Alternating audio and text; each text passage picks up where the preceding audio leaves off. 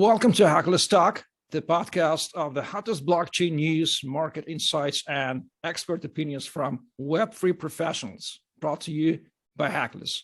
I'm your host, Eugene, aka Crypto MC, and I'm here today with an experienced gentleman from London and Dubai. Also, he's Ismail Bagosher. He represents Near Blockchain. This is the famous layer first blockchain.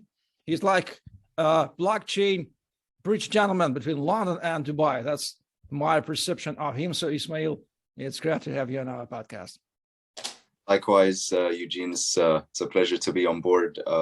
As you said, I try and facilitate the Web3 acceleration and adoption in the Middle East and try to bridge that expertise across the ocean. So we are obliged to start with I didn't see from what first, from Middle East or from Near. Let's start with Near. How are you personally related with Near? What are your responsibilities regarding Near blockchain? Yeah, I mean, the relationship started off as just me being a Near-in or a Near fanboy and evangelist, so to speak. I started interacting with the foundation a couple of months ago just to support them and to introduce to them quality businesses. And of course, businesses that really required hands-on support from their layer one partner. Yeah, through that, we've built our relationship together. We got to know each other and sort of our skill sets. And then we decided to start working on how to create a base within the Middle East. And of course, as you mentioned, we started in Dubai, which is currently known as the crypto Mecca, as you said.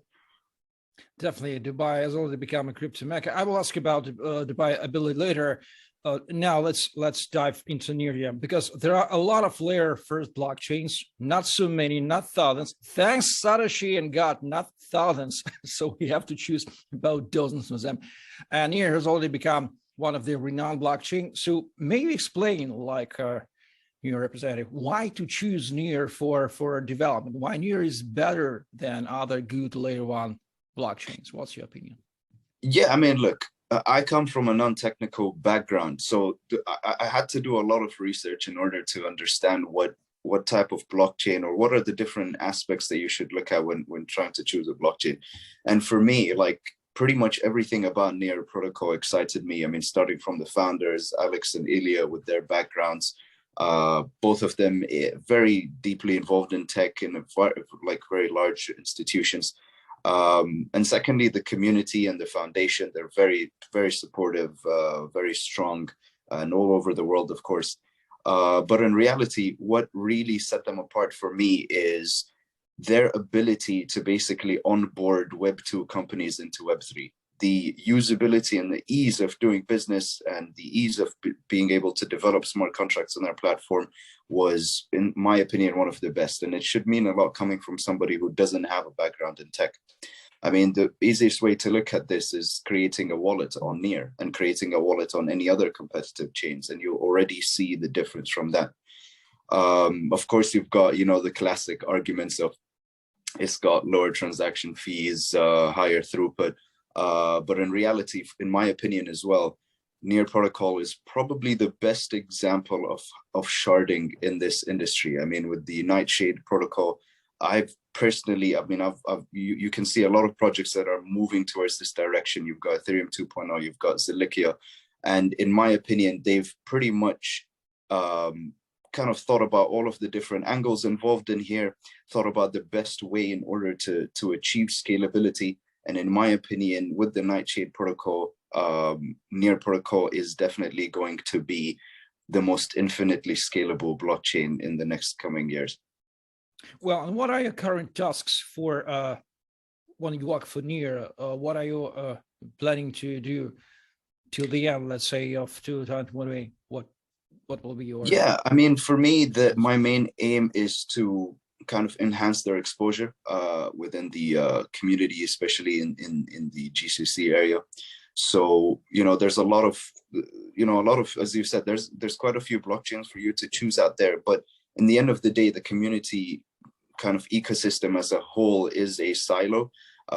And it usually is within the Western part of the world. And I just want to kind of support Near in enhancing their reach and exposure and visibility within the GCC, getting all of those local projects and protocols to get onboarded into Near.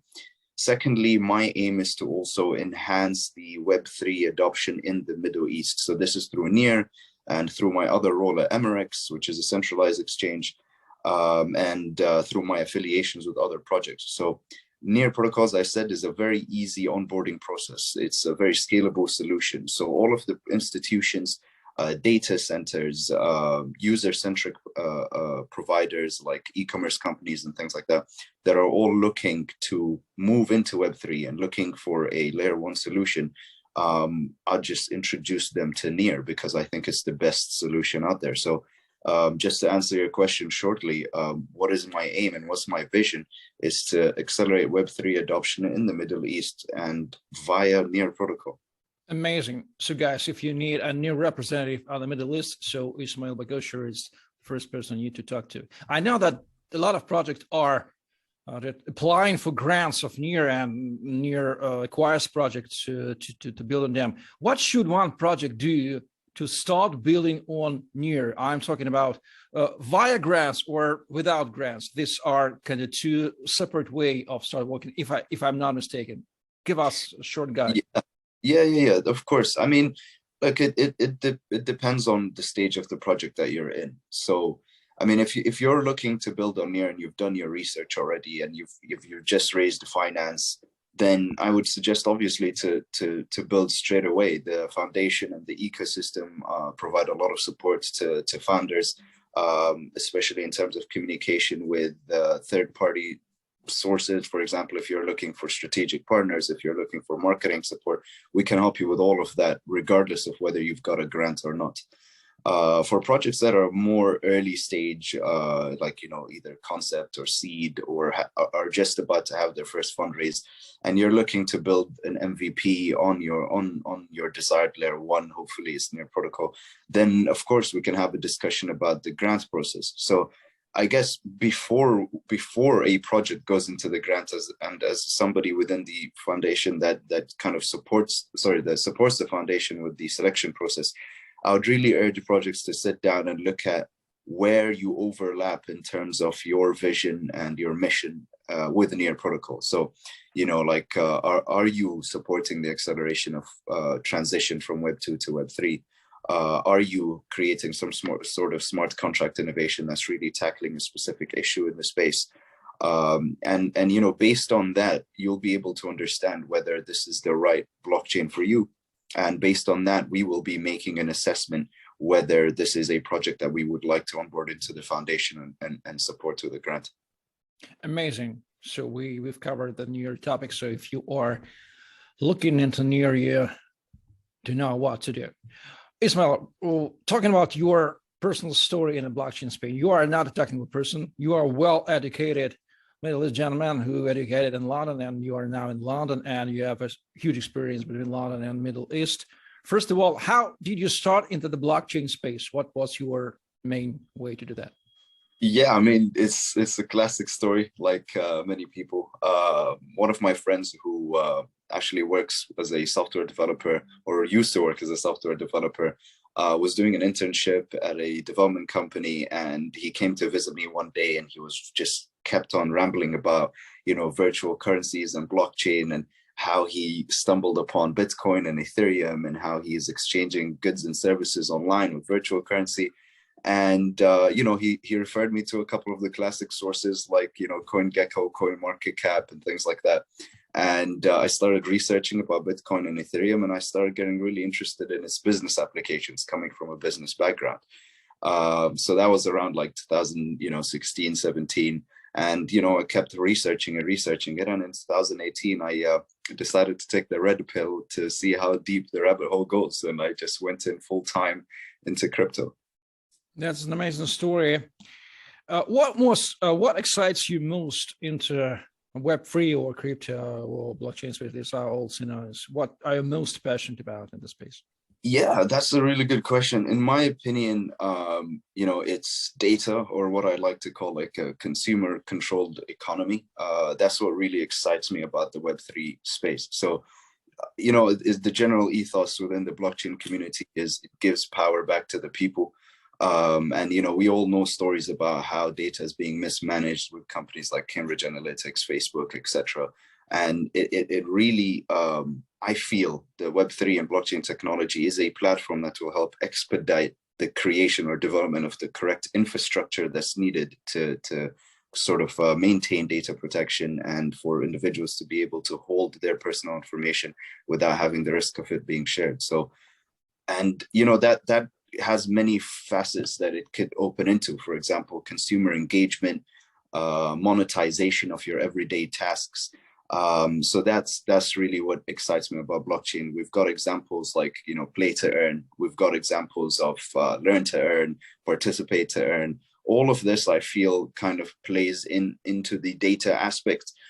So, that's kind of, to put it in a one-liner, it's really about how Web3 and blockchain can monetize and can enable you to have control of all of the activity and data that you generate within the internet. From your practical points of view, how experienced are you as a crypto user, for example? Do you simple payments where you have an NFT, or you maybe using DeFi services? For example, as for me, I'm having an NFT on near blockchain. That's true. That's my first lesson. And what about you? How experienced as a user you are personally in crypto? Yeah, I mean, I've got a background in engineering. I used to be a medical engineer, so I am an experimentalist, so to speak. So I wouldn't say that I'm a DeFi degen or anything like that, but I like to try new things. So I've definitely, dabbled with NFTs. I've dabbled with DeFi in general. So I'd still consider myself I suppose amateur, or mediocre at best. Not too deep into doing it. I'm more towards the business side, helping it to grow.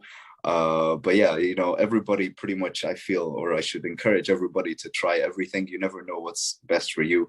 I mean, recently I found out that, for me, I'd much prefer looking into passive sources of engagement with protocols. So things like Zapperfy, it's a really easy way to be engaged with the community, but at the same time, you don't really need to have that much knowledge, and you don't need to be that hands-on into whatever you're doing.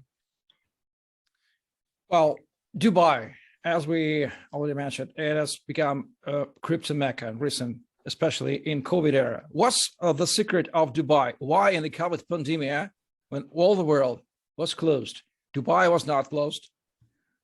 How did they reach that? And why do you think is Dubai the best place to gather for the world crypto community, or is not? Why Dubai regarding crypto? Your thoughts?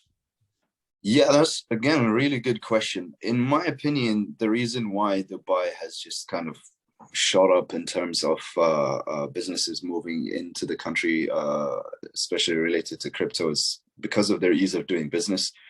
They've developed the correct infrastructure, in my opinion, to support founders coming in from abroad, or founders that are launching their company from the Middle East itself, or from Dubai itself.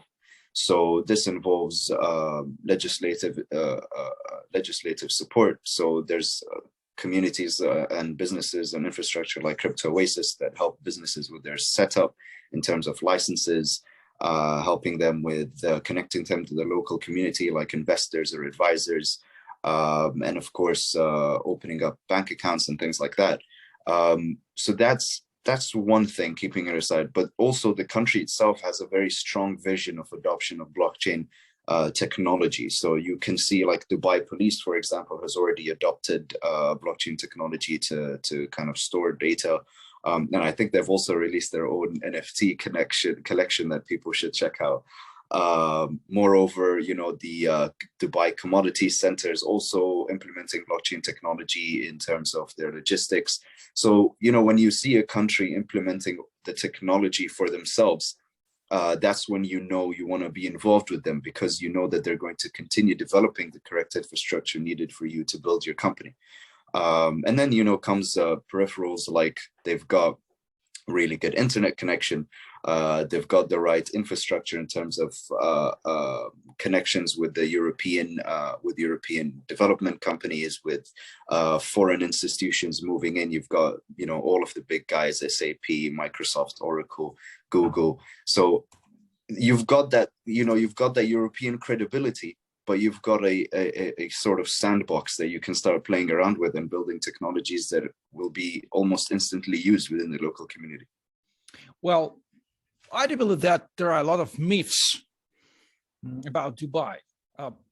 Please give us a short introduction. What should not we do, or what should not we believe regarding blockchain in Dubai for not getting disappointed? Yeah, I mean, it is at an early phase right now. So, for instance, you know, like a lot of founders moving into the country are, you know, expecting some sort of safe haven where, you know, you just move in and within 2 weeks you've got everything set up. It is still in its infancy in terms of the infrastructure. It is in place, but it wouldn't be as fast as people think it's going to be, especially in terms of, for example, if you've created a decentralized protocol or crypto token and you're trying to open up a bank account or things like that, there is still a process to it. It is not as easy as people expect it to be, or people think it is.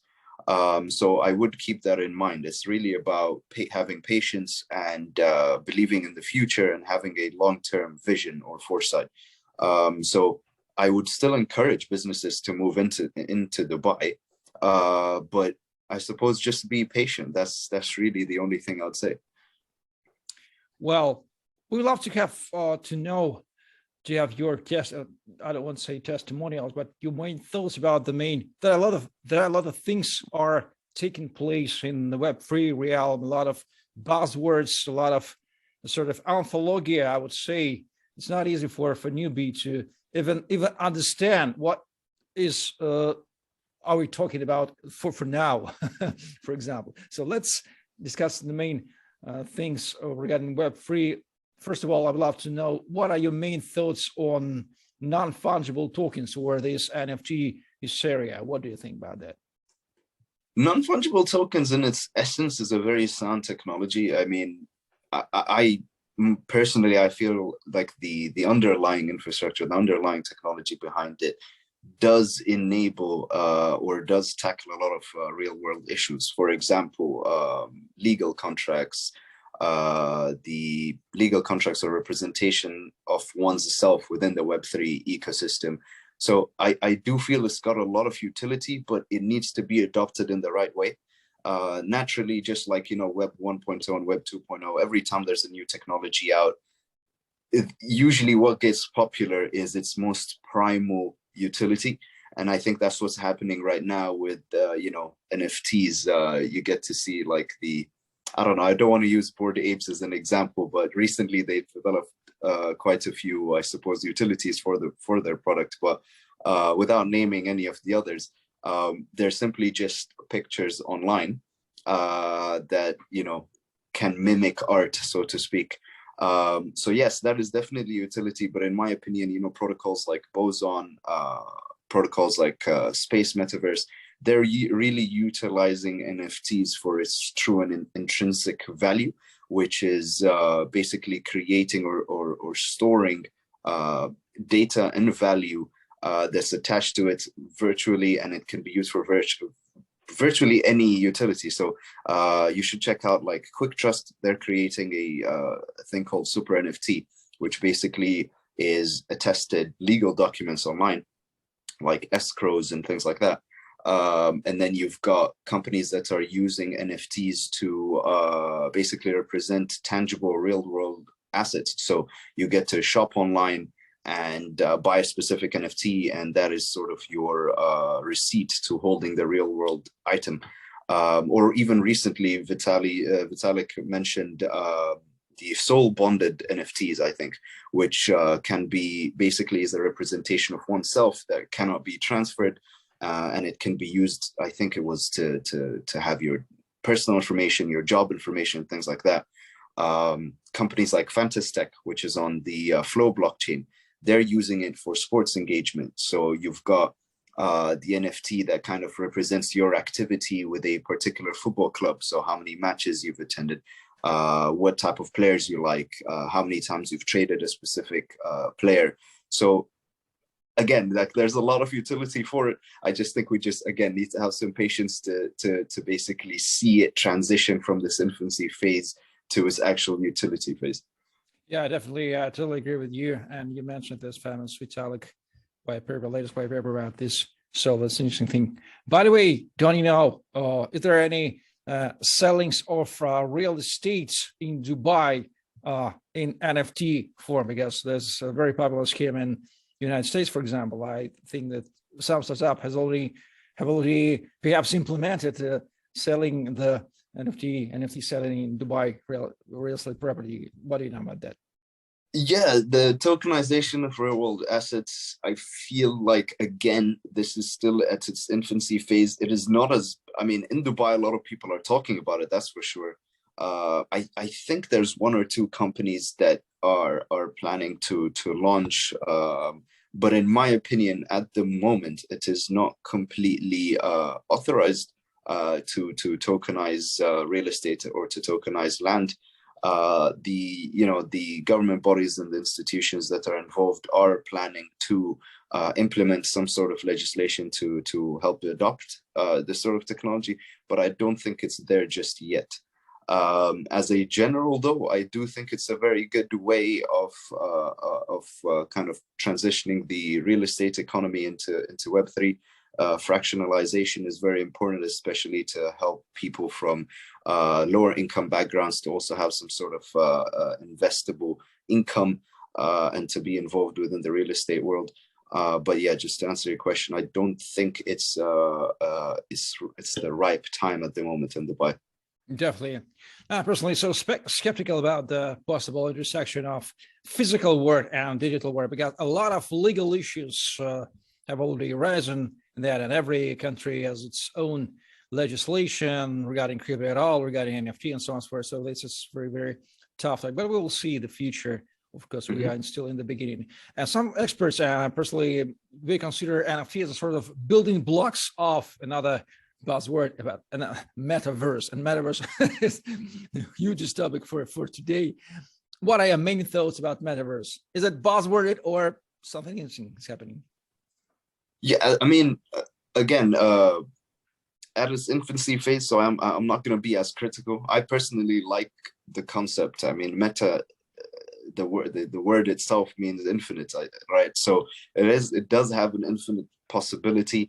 At the moment, you've got Decentraland, you've got Sandbox, metaverses that are probably the most common, especially with non-crypto or non-Web3 users. And it's mainly surrounding like the gaming economy. So in my opinion, at the moment, it is actually, I would prefer involving myself with metaverses more than NFTs at the moment, because I can see the journey of transition for it to become something with a lot of utility. For example, you've got metaverses right now, like I believe it's Space Metaverse. You can check it out. It's sort of like a Shopify on the metaverse, where you can visit like this sort of virtual city and you can start shopping and buying real world items, leveraging NFT technology, right? So metaverses like that have got some utility to it. You've got a lot of, and you can see a lot of malls, especially in the States and in Canada, that are creating virtual representations of the physical premise on a metaverse. So to enable people to have that shopping experience while being at home. So again, ideas like that are very cool and can accelerate adoption. Play to earn games. It's like playing Red Dead or GTA. I mean, it's an immersive experience, and I think it's just the natural evolution into gaming. So it's, in essence, I don't think it's a buzzword, so to speak. It's definitely, as you said, it's a building block to something much larger. It's a building block to the next step, I suppose, in technological evolution. So metaverse is sort of very, very serious thing, which will reshape our world. Okay, we'll see to another great sophisticated topic in blockchain space, are decentralized autonomous organizations or DAOs. I'm quite skeptical that they will totally reshape our world, because DAOs, they require a lot of consciousness, because they are flat P2P organizations without hierarchy, and the vast majority of people on the planet Earth they don't like not to be in hierarchy. They want to have kings or czars or some rulers behind them. But that's a story. What are your thoughts on decentralized autonomous organizations? Yeah, I think it's a good experiment. Myself, I'm not really sure how it's going to shape up in the future, but it's a good experiment, I suppose, of human psychology. I mean, everybody wants to have equal power, but is it because they don't want the person next to them to have more power than them? Or is it because they truly believe everybody should have the same vote? I still haven't figured that out myself, and I don't think majority of the community have figured that out either. And regarding DAOs in general, I think it's a good concept, especially for protocols that are decentralized, because in the end of the day, the user is the power holder, and he should be involved, or she should be involved in the decision making of things. So that's cool. You've got protocols like Syndicate, where it's sort of like a decentralized hedge fund or VC, where members of the portfolio or members of the LP community can start voting on what type of projects to invest in and things like that. So I do think it's good, but it's treading on a thin kind of wire, because it still doesn't give you the guarantee that everybody involved knows what they're talking about. So that poses some sort of danger. And regardless of that, I don't know where we are in terms of tackling the whole bot situation and things like that. And how do you actually determine one's vote? Is it by holding a specific token? Is it by holding an NFT? And what are the sort of price barriers to this? So it's a very, very much an experimentation phase right now. I do see it to have some sort of utility, but I don't think it's going to be adopted in a very wide range, at least for the next coming 5 or 6 years, just because of the various things that I mentioned of how to kind of engage yourself with it, how to control power, and who needs to be involved and who doesn't. So yeah, and then in the end of the day, it's just like Metaverse and everything else. We just need to find a specific utility for the DAOs, and I'm sure it will work out, because right now it's just we're spraying and praying, right? We're trying DAOs on pretty much everything in DeFi protocols, metaverses, investment vehicles, art publications, things like that. So that is the right way to go. And I feel like in the next 2 or 3 years, we'll find out what is the best case or use case for DAOs, and then it will be adopted. Absolutely. I totally agree with you, because that we are in the stage of total experimenting. And this means that we are still in the beginning. So we need use cases. Infrastructure has been created on our eyes. And for example, New Year is also the part of infrastructure, and more blockchains, more infrastructure, and more startups, great startups, more business development, more jobs for great guys like with Ismail. So in spite of, we are on Hackless YouTube channel, and Hackless specializes in very sophisticated technical tasks, the audit of smart contracts we want to discuss deeply, because we're not tech persons with you. Nevertheless, I would love you to ask you your main thoughts about the cybersecurity or the safety of a crypto asset, because crypto realm requires a 100% of responsibility for keeping our assets safe. And these are another question of custodial and non-custodial battle. That's another part of the story. But what are your thoughts on cybersecurity for the majority of users? And let's cybersecurity. What are your main thoughts on that? In terms of cybersecurity, there's two aspects to it. There's your personal kind of your personal kind of due diligence, I suppose, on the different protocols and different activities that you're performing online. And you should obviously take the necessary steps in order to mitigate any potential risks. So that's on the personal side. On the actual like engagement side with the protocols themselves, to be honest, I'm not really that technical, so I'm not entirely sure what are the different risk factors involved for projects that are building. I know that there are things happening like rug pulls and hacks of different sort of protocols. So I'm not entirely sure how to mitigate this other than to audit your protocol again and again and again, and to ensure that, you know, there's things like bounty campaigns going on for things that you might have missed out, to make sure that there's no sort of like holes in the bag. Other than that, I mean, for me personally, my experience is like everybody else in crypto, you get burnt every now and then, and you get, you get hacked, I suppose. So it's really about risk mitigation. I mean, to move into your next question about custodial, non-custodial, again, it all plays on together. And in my opinion, I feel at the end of the day, it should be the user's sort of discretion whether they want their sort of assets online to be on a custodial, non-custodial basis. For me, if I trust a protocol, if I know the founders, if I know this, I don't really mind it being non-custodial or custodial. Like it just really depends on your personal preference. Sometimes I feel safer for the money to be managed by somebody else because I'm not entirely sure whether I'm doing it the right way. And until I figure that out, I would trust somebody that I know that is a known money and a licensed money manager to take care of my assets. Yeah, interesting position. Okay, got it. Go.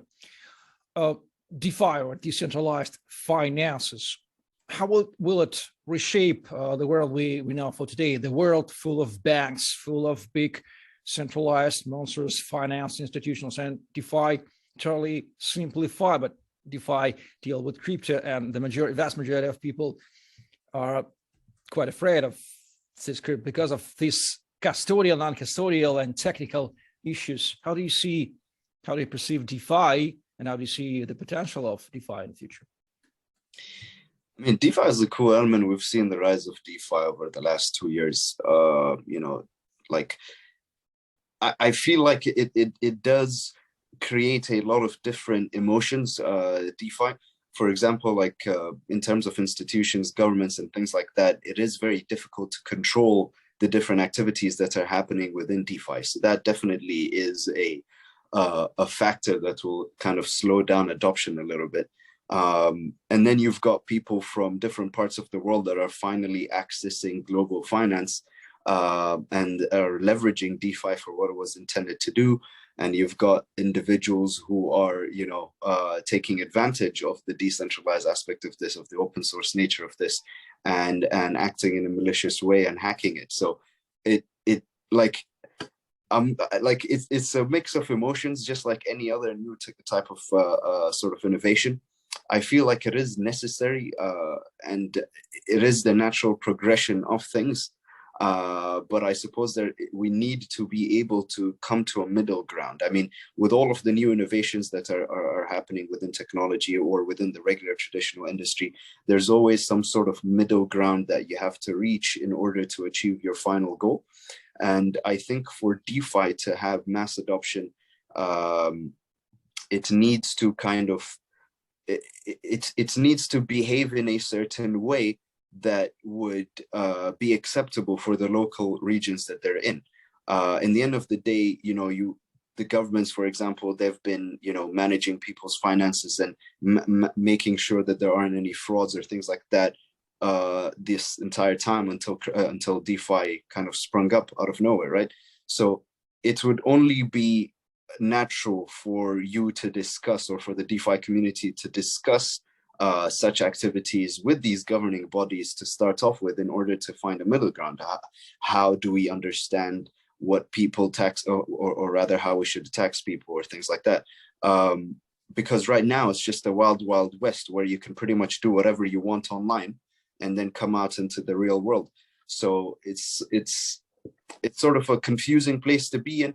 But I think right now, steps that are being taken by a lot of large, especially VCs actually right now, that are investing in DeFi protocols, they're communicating with the legislators, with the government entities. You've got Gemini Exchange as well that's discussing constantly with the SEC on how to create this middle ground in order to support mass adoption. So in my opinion, I think the next couple of years is going to be that exploration phase of how do we enable DeFi to continue, but still be able to maintain our regular activities as a government or as a financial conduct authority.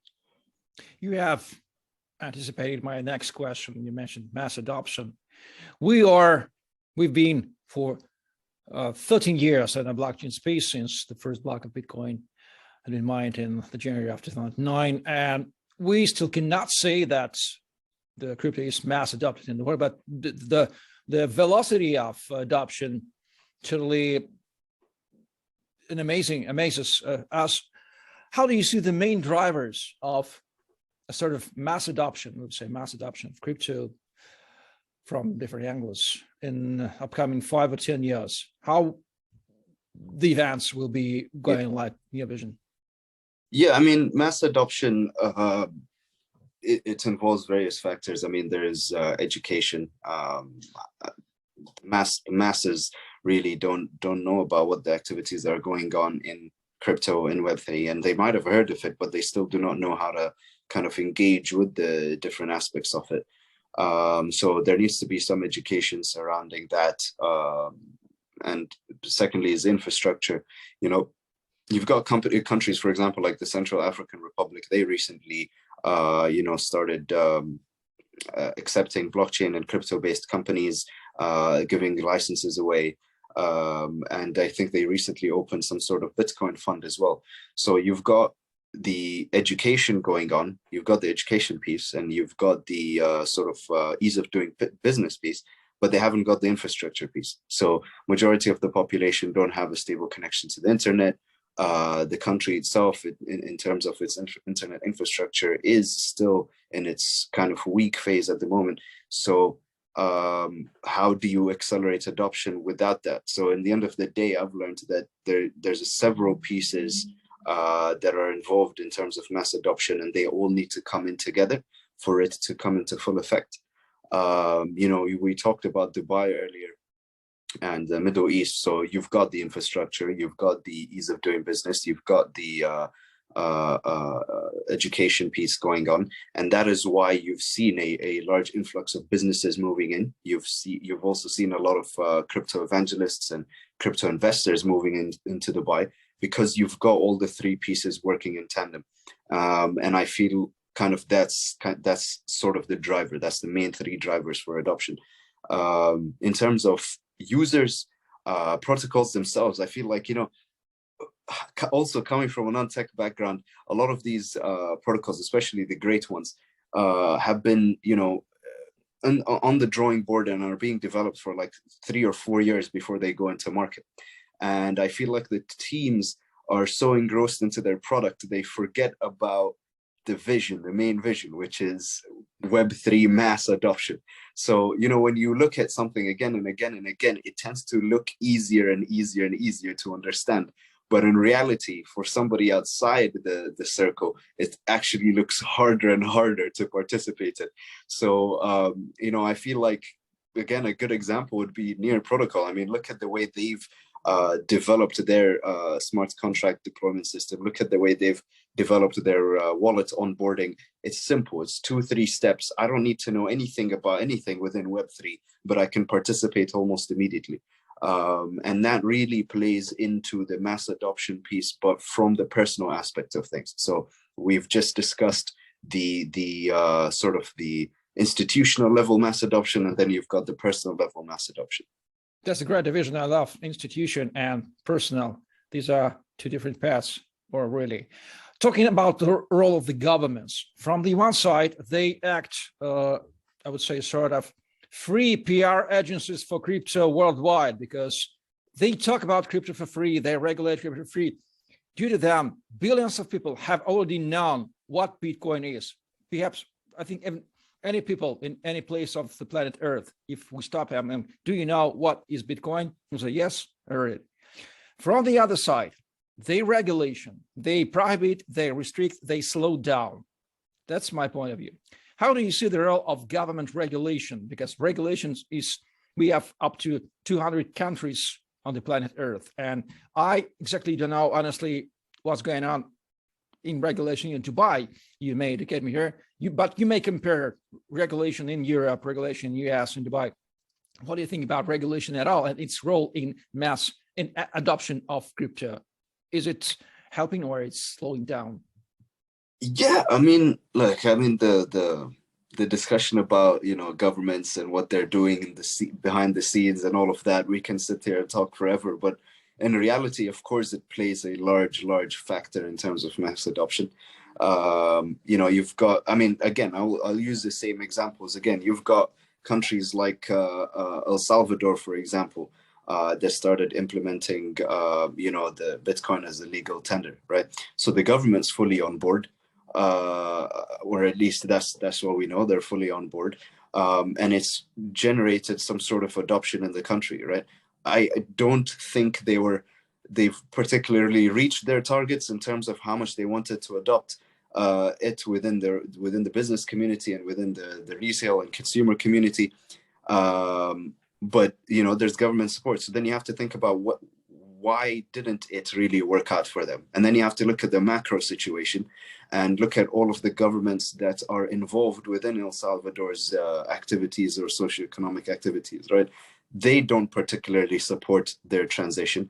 The IMF is still a kind of in between of what's going on here. So in my opinion, you know, governments, you've got governments like Dubai, you've got El Salvador, you've got Central African Republic, you've got Puerto Rico, I think, or was it Costa Rica? I'm not sure. One of them also adopted this, and it's a tax-free haven for crypto people. So definitely adoption from the government will accelerate adoption, especially in providing confidence to the, you know, the layman, the individual who isn't already involved within crypto. But in general, because like what I want to say is that it's not really about individual like companies or individual governments. It's about the global sort of governing bodies. You've got like IMF and things like that. So if those guys don't necessarily or aren't necessarily on board, then we're always going to have problems in the end of the day. You know, so I guess, yes, they definitely are needed to inspire confidence to the people if they do support and adopt blockchain and cryptocurrency in general. But I don't think it's enough.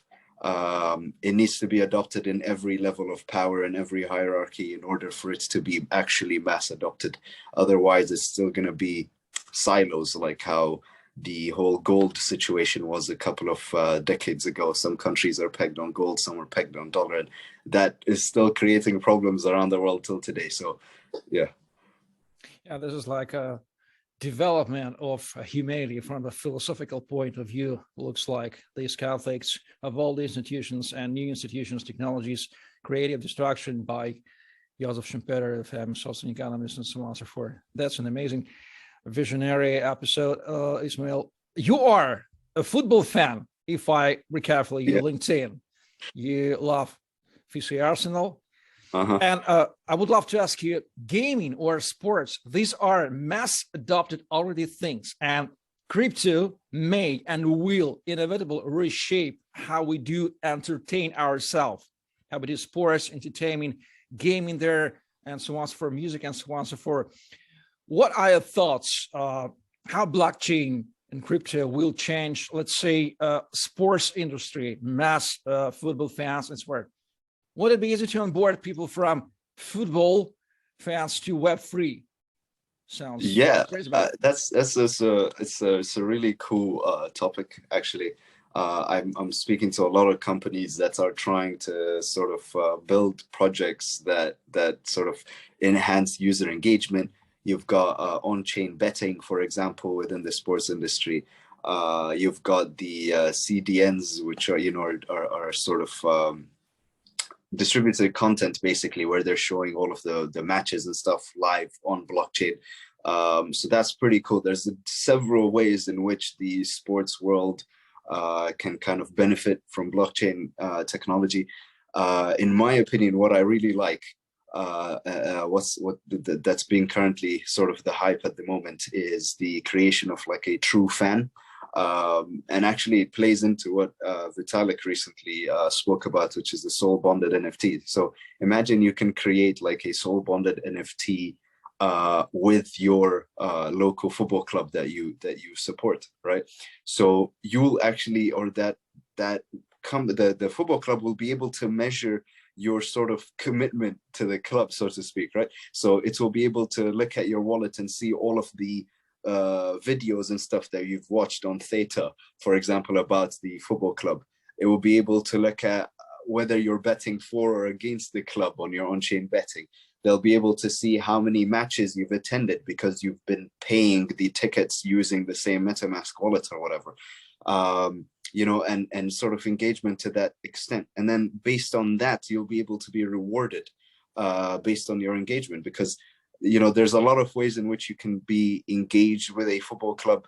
But at the moment, due to the lack of, I suppose, adoption of blockchain, the only way to know now is, are you like a season ticket holder, for example, and then you have to be in a long waiting list, or you have to kind of like take it off someone else that you know, and then of course you've got the price barrier where you have to pay thousands of dollars to do so, and things like that. So I think it's a cool way of measuring somebody's engagement with the football club or with any, you know, any sports like that.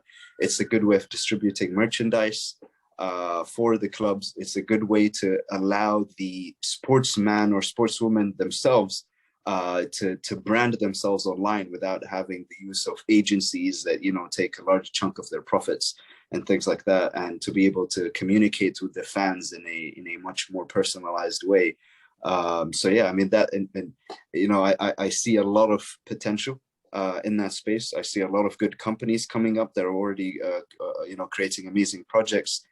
You've got blockchains that are specifically dedicated to things like that, like Flow, for example. You know, they've got fantastic NBA Top Shots and a bunch of other sports engagement tools.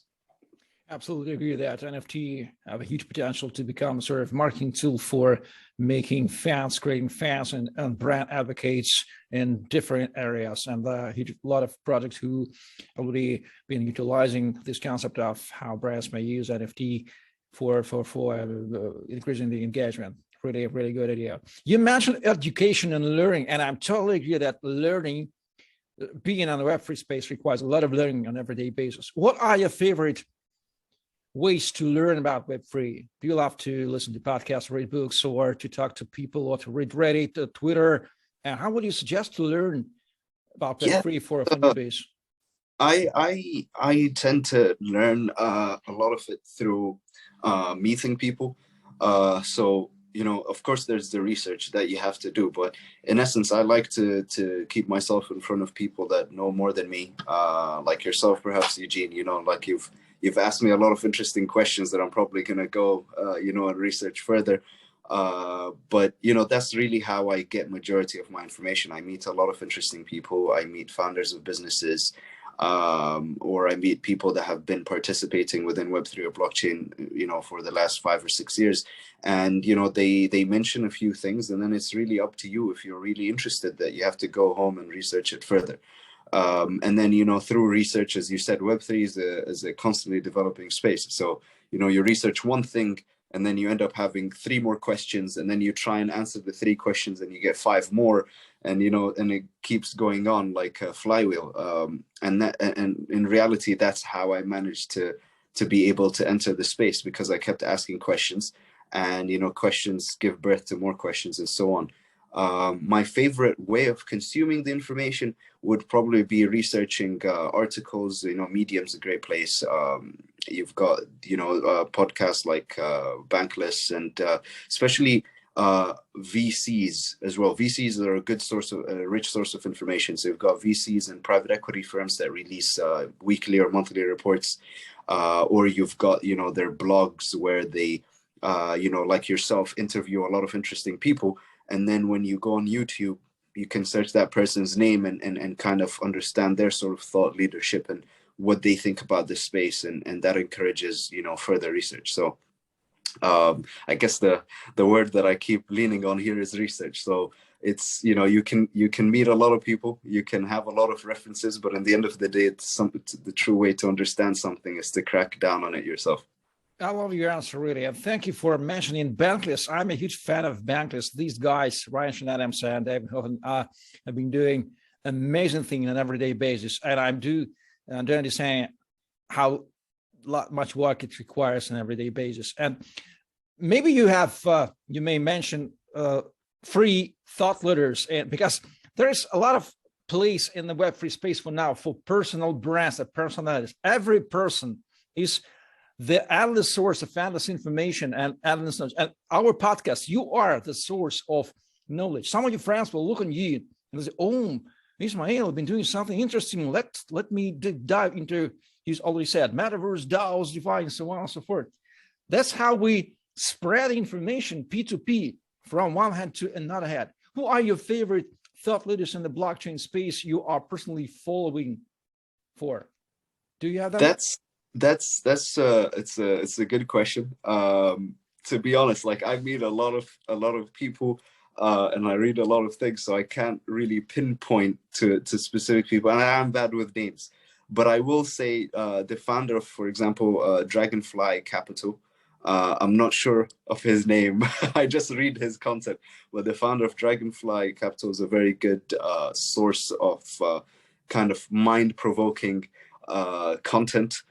He looks at the space in a very unique way. And then I've got people on Twitter, for example, the founder of Near Protocol, of course, and then you've got the founder of Avalanche. Again, I don't use the founder of Avalanche. I don't use his information as, or I don't really use his sources as source of information, but again, it's thought-provoking. So you get to see, you know, he mentions a lot about what's wrong in the space and how Avalanche is trying to kind of tackle it. You know, you can ignore how Avalanche is trying to tackle it part, but you can really see that he's put some time and thought into trying to understand what are the challenges in the space. And, you know, the challenges that he's facing are going to be the challenges that we're all facing. So it's a good place to find areas of new information, new innovation. And then you've got, of course, I personally look at Kingsway Capital, for example. They're a private equity firm. I like to see what type of businesses they invest in. I know you asked about who do you look at as a source of information. So the way I look at information is kind of fragmented in my head. So one of the ways in which I get content is by looking at this private equity firm, seeing what they're investing in. And based on that, I'll be able to know what are the next trends or what trends they see that are going to be the next big thing in crypto, and then ask myself why they do that. For example, if they invested in a decentralized lending protocol, what are the challenges around decentralized lending? What are the 3 or 4 major protocols that are currently coming out? Where are their geographies? What type of licenses do they need? And, you know, that's sort of the way that I feed myself information. Amazing answer. I love it. If you don't mind, I would summarize your mind. The best way and the simplest way to learn Web3 is to follow people you like most. Find them, look at them. By the way, such a podcast is a great way to find the people you like. You see how he thinks, how he speaks. Take a top 10 podcast, starting with Bankless. Look at the personalities. Find them on Twitter. Almost everyone in the crypto space has Twitter, and follow their Twitter. Just read what do they post on an everyday basis. That's a great way to learn, because the strong personal relationship. May I ask you, Eugene, who are your top 3? My top 3 are, first of all, Andreas Antonopoulos, the famous blockchain evangelist, the author of the book Mastering Bitcoin, Mastering Ethereum, Mastering Lightning Network, very famous person. Second, Saifedean Ammous, a Lebanon-based Austrian economist, the author of the book Fiat Standard and the Bitcoin Standard, Saifedean Ammous. I will put the links on them in the description. So Andreas Antonopoulos and Saifedean Ammous, and perhaps these 2 guys, I am consuming their content on an everyday basis. That's my answer. Amazing. So you've given me some interesting people to search here today. So their websites will be in the description to this podcast. And finally, Ismail, this has been a great talk with you as the collector of information. How busy are you now with your job? How to follow you on the internet? Are you open for any business proposals regarding NEAR or regarding your another blockchain projects? Yeah, yeah. So like me personally, like I spend a lot of my time on Emirates. So, you know, we're trying to accelerate Web3 adoption in the Middle East. It's a centralized exchange that also does a lot of bespoke blockchain development for companies looking to transition into Web3. So always open to business proposals, partnerships. If you're looking to get exposed into the Middle Eastern community in terms of listing your token as well, more than happy to discuss that. Likewise for NEAR protocol, if you're ever looking for funding, if you're looking for you know, integration with NEAR or Aurora, which is NEAR's sidechain or EVM sidechain. So anything like that, always looking for, always ready to have a discussion. You can communicate with me on Telegram, which is @Bagosher, which is my last name. Pretty simple. Yeah, just let me know whatever you guys need, and more than happy to take it forward.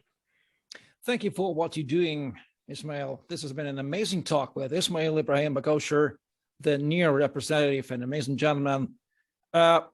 People bridge, I would say, between London and Middle East, and a Middle East expert. So he's very versatile, multifaceted, overqualified gentleman in the blockchain space. And we are very happy that he's been our guest on the Hackless Talk, the podcast of the blockchain news, market insights, and expert opinions from Web3 professionals, brought to you by Hackless. My name is Eugene Crypto MC.